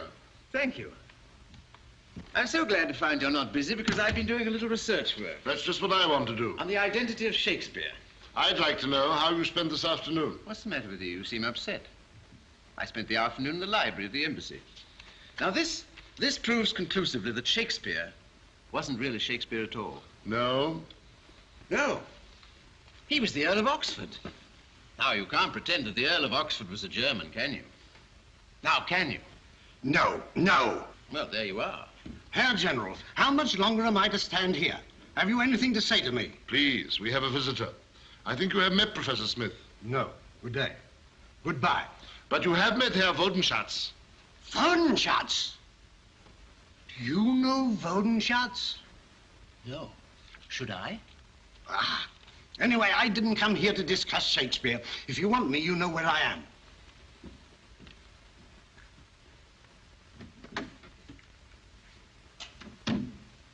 The Earl of Oxford was a very bright Elizabethan light. But this book will tell you he was a good deal more than that.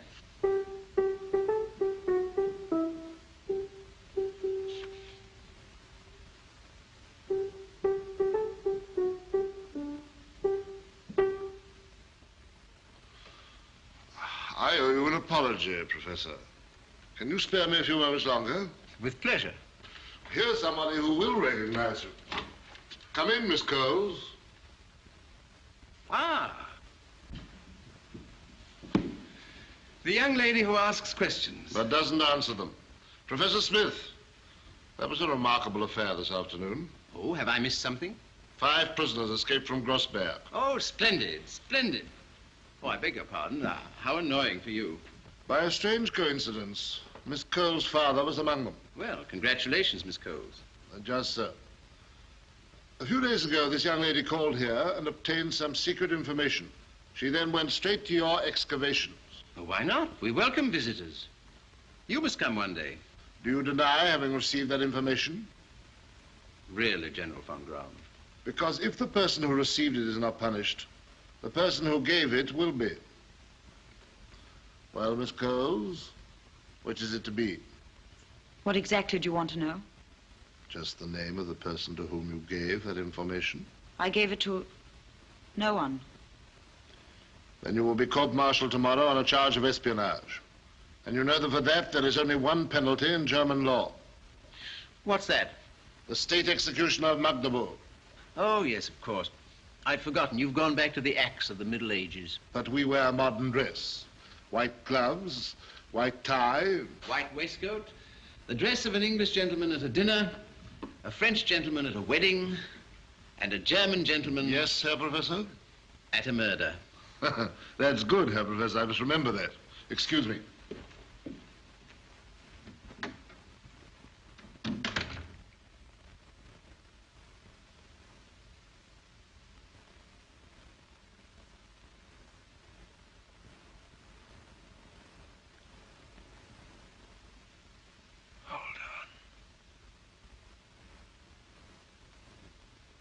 My dear child, to a man of peace like myself, all this seems incredible.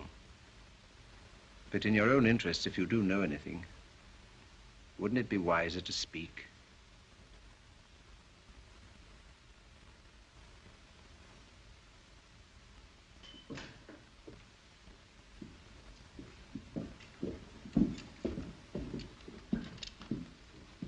Take it away.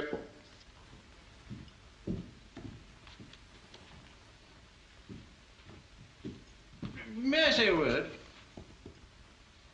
General von Graum, you appear to regard me with some suspicion. First of all, you confront me with an individual who's supposed to identify me as something or other, but refuses to do so. Next, you threaten the life of this young lady on the presumption that I shall make a gallant gesture and declare myself as this fellow you want. But I'm not in a position to do that. I see. Go on. Well, after such a procession of disappointments, you surely cannot intend to commit the crowning folly of cutting off your chief source of information. In the absence of any hint of subtlety, it doesn't surprise me that this rescuer has been so successful. Still, it's no concern of mine. I just came here to talk about Shakespeare. Perhaps you'd care to read about the Earl of Oxford.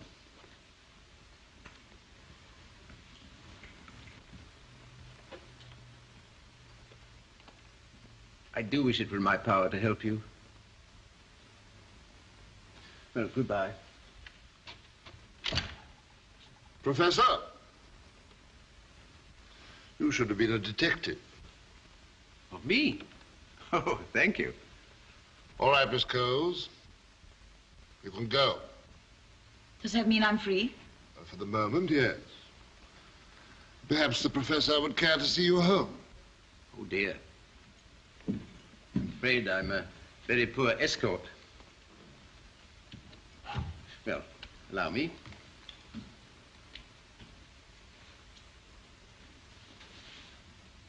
I hope you won't regret taking my advice. I shan't.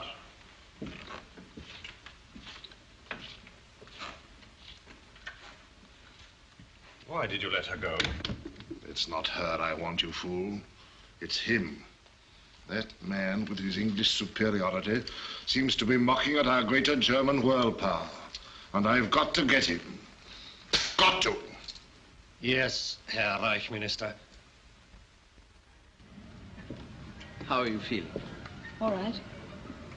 No, don't ask me any questions. We're not alone.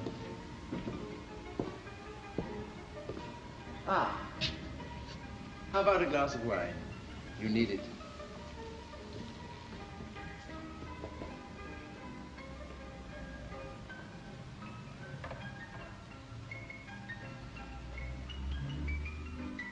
But if my father's safe, why can't I go to him?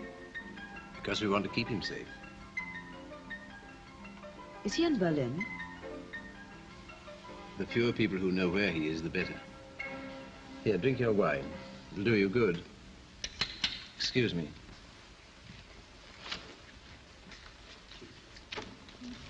Do you like music? No. Good. Enjoy yourself. Waiter. Sir. Take some wine with my compliments to that unhappy-looking fellow over there. Very good, sir. Cigarette? Is that him? That's him. I've given him wine and music, and I'm afraid that's all I can do for him. I think you're the bravest man I've ever met.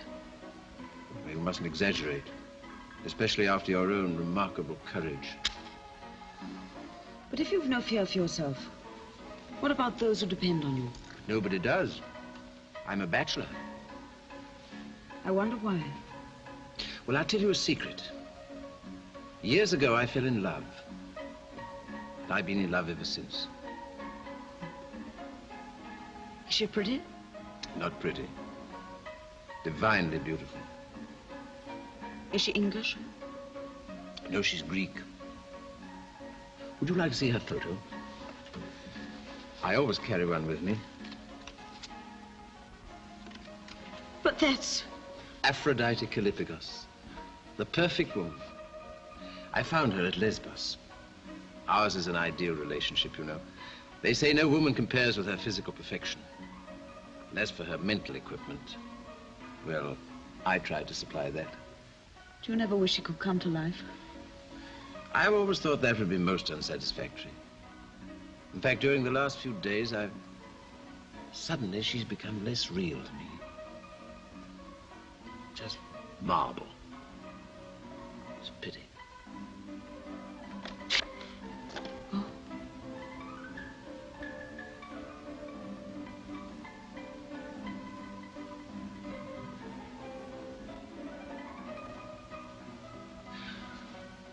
Well, I think we better be going now. And in opposite directions, I'm afraid. You better go first, alone. Now, I want you to trust me implicitly. It's going to be hard, but whatever happens, you mustn't get in touch with us or try to see us. This is going to be a battle of nerves. We're going to be watched day and night. But you must trust me to the end. I will. I will, whatever happens.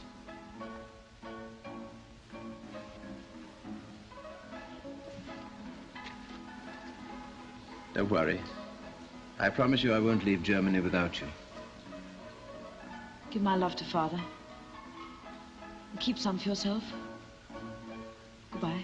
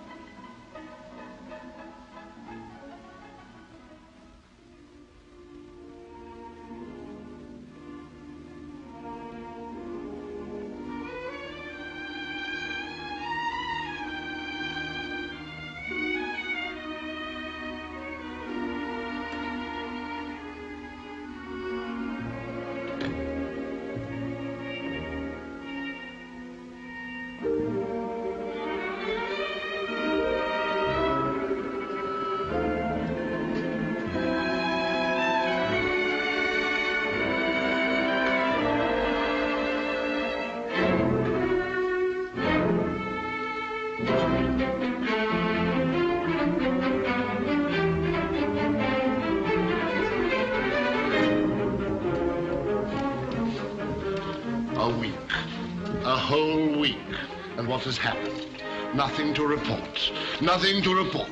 The girl has been to a hairdresser and he has kept digging. Why? Why? Why? What's his game? I can't stand this waiting any longer.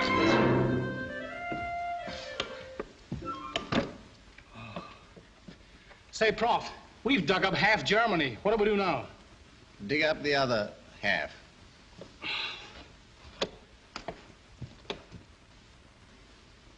Thank you. All that's for the Berlin Museum. Thank you. I am most grateful. Not at all.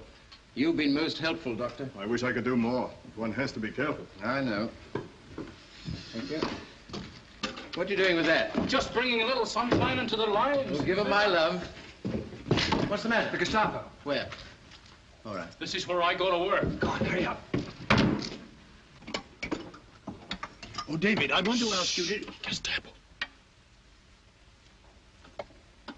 Professor Smith? Come along, please. You must excuse my coming unannounced, but you did invite me. I brought some of my boys. Delighted. Well, what a large family. You don't mind their taking a look round? They're so interested in your operation. Not at all. Make yourselves at home, gentlemen. You know Dr. Fulrott of the Berlin Museum? Heil Hitler. Heil Hitler. Dr. Fulrott is making a catalogue of the relics which your government is permitting us to take back to England. Professor Smith's discoveries have been quite remarkable. He's been most generous in his gifts to our museum. So? Yes, you'll be surprised what we've discovered about an early Aryan civilization. What's in there? Oh, relics of pottery, weapons. Here? Same thing. And, here? A man. A dead man. Would you like to see him?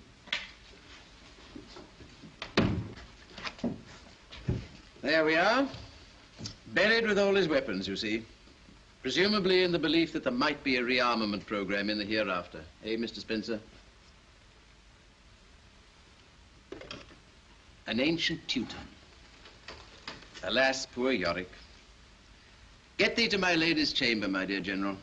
Tell her, though she paint an inch thick, to this favor must she come. Make her laugh at that. The Earl of Oxford wrote that, you remember. Herr Reich Minister. No. No? No. So? What, going already? Then we better say goodbye, for we shall be leaving ourselves in the morning. It's okay, boys. They've gone. We'll never get out of here. Never. They'll watch us day and night. Take it easy, buddy. The professor won't fail us. We'll get away all right. Yes, but how? Packed in bran and marked fragile.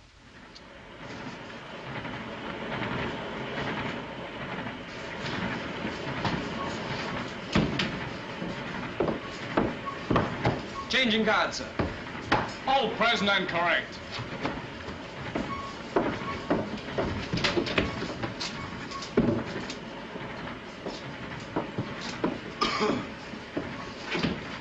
What are you taking so much care of? Red herrings. Hmm?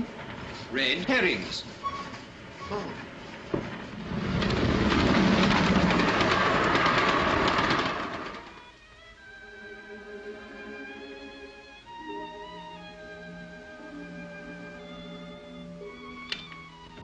Well, what did you say? He's gone, Fräulein. Gone? Yes. He left for England on the 10:30 train this morning. They've all gone. But he can't have. But it's true. I spoke to the hall porter to put their luggage on the taxi. They've gone, all right. Thank you. Miss Kozlowski? Get out.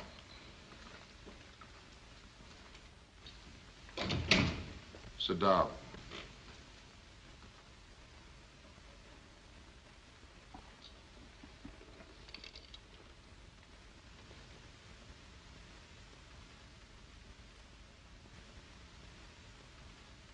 I require some information which only you can give me.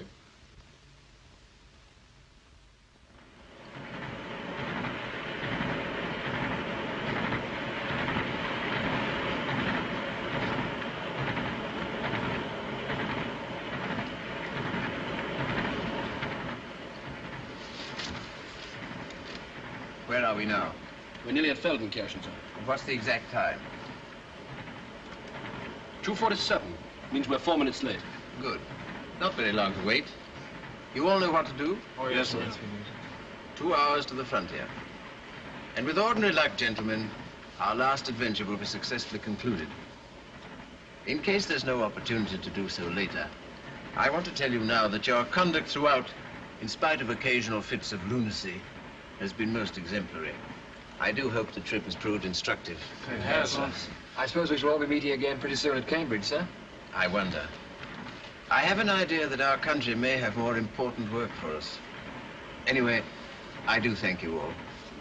You, Steve. Oh, goodbye, sir.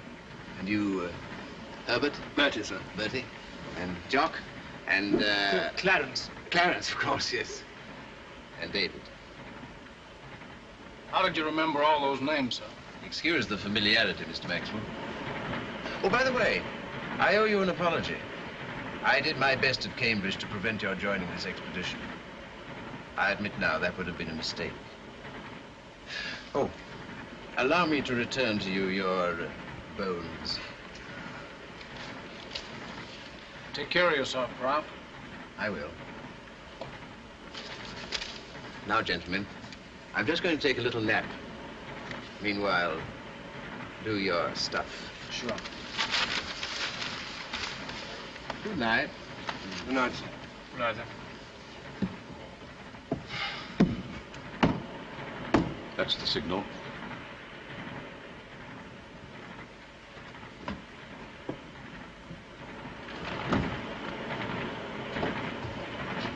Excuse me. One of us is going to move, pal, and it isn't going to be me. This is it.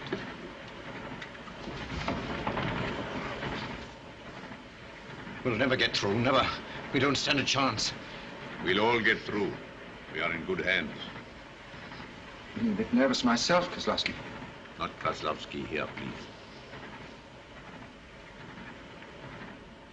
When we enter Poland, and it won't be long now, the restoration of order Scheme B is to be put into operation immediately.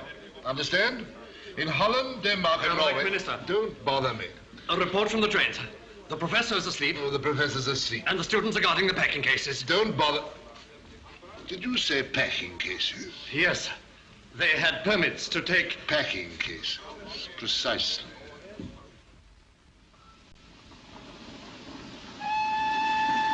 The train's coming in. Get ready there.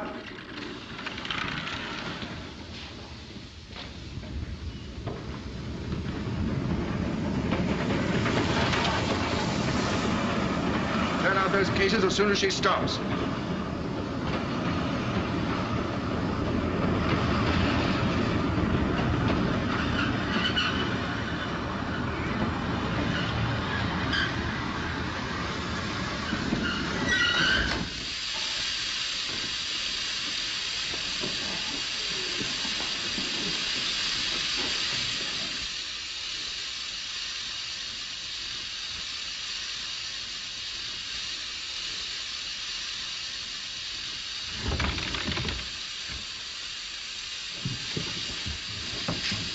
Where is he? Here he is. Oh, are we here yet? But that's not him. You idiot, what have you been doing? What are you guys looking for? Professor Smith, with a warrant for his arrest. Well, you'll be unlucky. He's not here. Excuse me, but I saw a very suspicious character just now. Where was he? In there. But it's not a he, it's a she. You old fool. Tell about headquarters right away. Hey, fellas! David, those thugs are breaking open our crates. What? Yes, madam, I'll attend to it. Give me your passport, please. Thank you. Cook's party, Cook's party. Passports, please. All your passports. Cook's party. I want your passports, please. Oh, are you Cook's party. Yes, that's right, madam. Passports, any more passports? Cook's party, any more passports? No, madam, your passports, please. Thank you. Passports. Passports, Cook's party. Any more Hey, what is it? We've a government clamor to clear this case. He's unopened. Keep your mouth shut. Cook's party, 90. Please, I wish to make a complaint. Pass along, please. I've been grossly insulted. I'm sorry. Pass along, I've please. been manhandled. Oh, madam, please, can't you see the officer's busy? It's disgraceful. I'm a married woman. And in 30 years of married life, I have never been manhandled. What can I do about it? All right, take your floggership away. Come along, Cook's party, this way, please. It's an outrage. I shall report it to the Here, authorities. This way, sir. This way, madam, Cook's party. This way, my lord. Thank you. Right, come along, please. Bits of stone. What did you expect? Ostrich feathers? Aren't you gentlemen with the Cook's party? Sure. Sure we are. Well, come along, gentlemen, come along. The rest of the party's already across the frontier.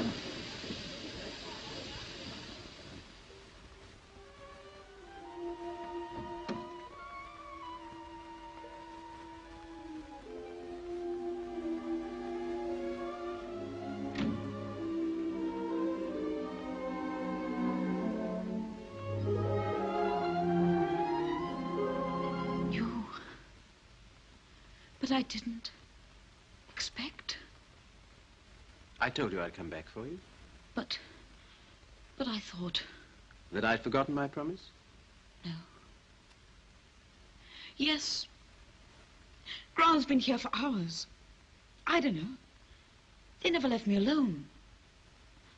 They said you'd gone away. They said my father had been arrested again. They never stopped asking questions. They never stopped talking.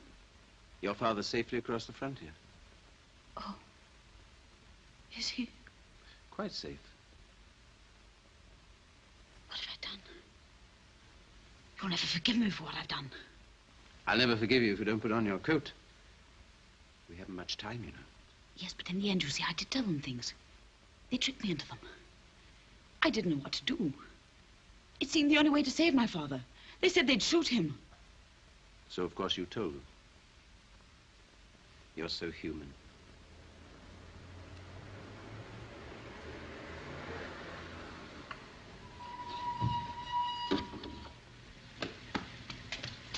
They haven't wasted much time. Why did you come back? Tell me, is there any other way out of this house except the front door? Yes, the back door. And the fire escape. Why did you come back? Because I said I would. Come here. Here, put this on.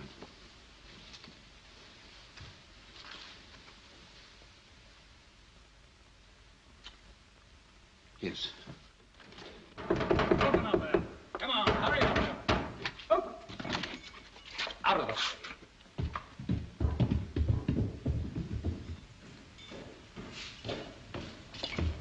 No. Open up. Open. They've gone. The fire escape.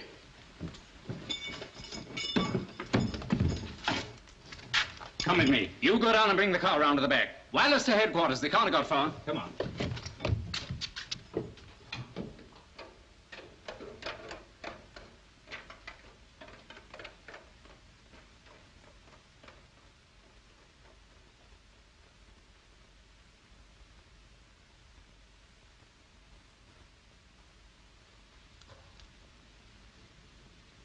Well, I'm almost ashamed to have used that old trick. But it nearly always works. What do we do now? Now, in the immortal words of Mr. Maxwell, we scram.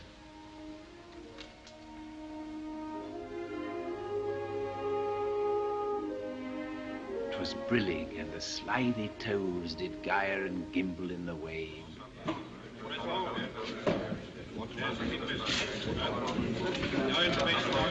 Any news? Not yet.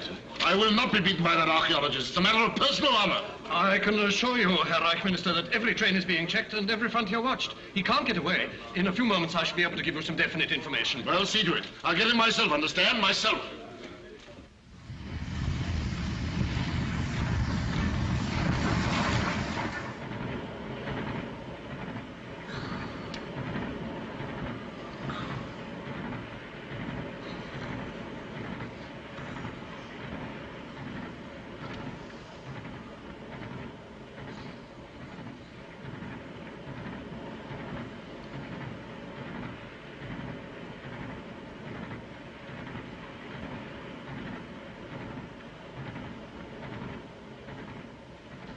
When do we get there?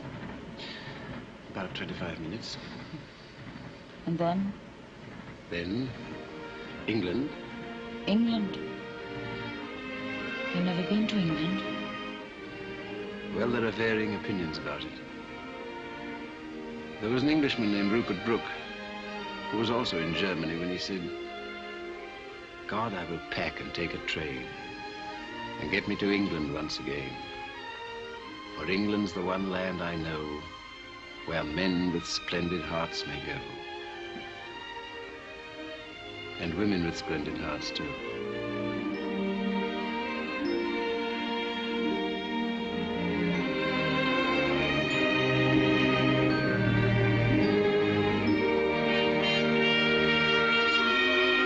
Good morning, Professor Smith. Good morning. Will you come with me? What for? I have orders to detain you. I'm coming too. No, madam, your train is waiting. Take this lady through the barrier. I won't go without you. I should be all right. Go straight to Montalier, Hotel Excelsior. Your father's waiting for you. But you, can you manage? I shall do my best. Hurry now, the train's waiting.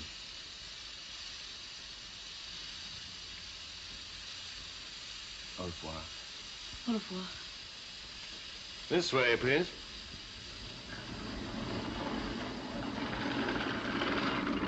In here, please, Professor.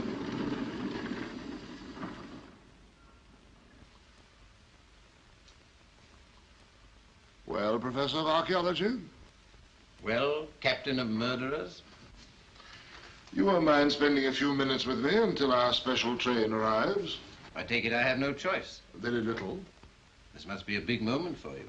A minor satisfaction. I wanted to get you out of my system before I turn my mind to more important matters. You had become a great nuisance to me, Professor. Almost an obsession. But everything comes to an end. What particular end had you planned for me? Need we go into details? At least it will be quick. But violent, I suppose. A strange end for one who despises violence. At the hands of those who worship it. The new German god. Of course we worship it. Violence means power, and power crushes opposition. The epoch of the council chamber is over, Herr Professor. I tell you that power and strength and violence will rule the world. Why are you sweating, my dear General? It isn't very warm. Are you afraid of something? Afraid? We Germans fear nothing. Ah, because you have a pistol. Yes, I have a pistol. It has 8 bullets, 8 lives. And I have 28 lives. Odd. Scientists, men of letters, artists, doctors. 28, saved from your pagan pistol. And all you've got is my humble self. Not a very profitable transaction. We can afford to make a loss. Our profits will be tremendous. Tonight we march against Poland, and tomorrow we'll see the dawn of a new order. We shall make a German empire of the world. Why do I talk to you? You are a dead man. May a dead man say a few words to you, General, for your enlightenment? You will never rule the world because you are doomed. All of you who have demoralized and corrupted a nation are doomed. Tonight you will take the first step along a dark road from which there is no turning back. You will have to go on and on, from one madness to another, leaving behind you a wilderness of misery and hatred. And still you will have to go on, because you will find no horizon and see no dawn until at last you are lost and destroyed. You are doomed, Captain of Murderers. And one day, sooner or later, you will remember my words.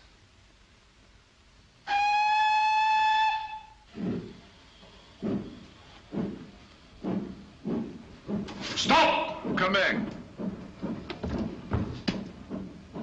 You were never nearer death than at that moment. How could one die better than waving goodbye to a friend? All right, take charge of him. Take him out of that lab where I can see him.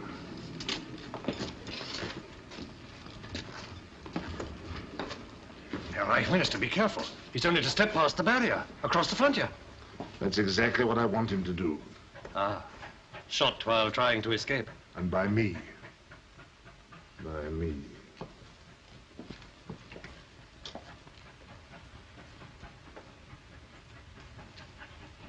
All right, get out. I will protect you myself, Professor. Would you care for an English cigarette, General? It might steady your nerves. My nerves are perfectly steady.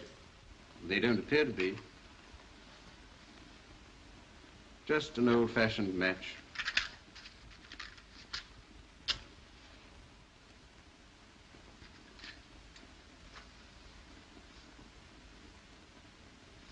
There's rather a valuable relic at your feet, General. May I pick it up to preserve it for the future? No. I will. How careless of them to have overlooked it. It's charming, isn't it? It proves, among other things, the complete non-existence of an early Aryan civilization in this country. Silence! Get back! Who called you? Come back! Don't worry. I shall be back.